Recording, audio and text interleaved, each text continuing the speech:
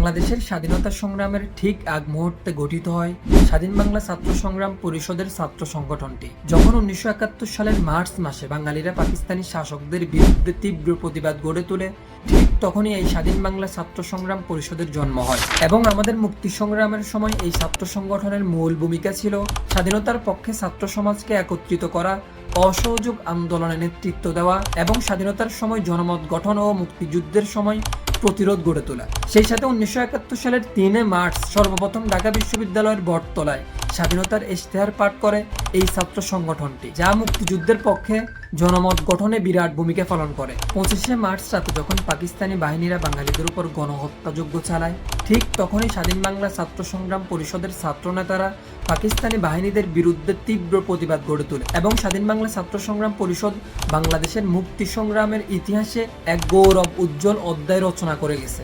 সেই তুলনায় তাদের কৃতিত্বের খাতিরে আমরা ওইভাবে আমাদের পাঠ্যপুস্তক কিংবা আমাদের ইতিহাসে তাদের নামটা স্বর্ণ অক্ষরে লিখতে পারি নাই।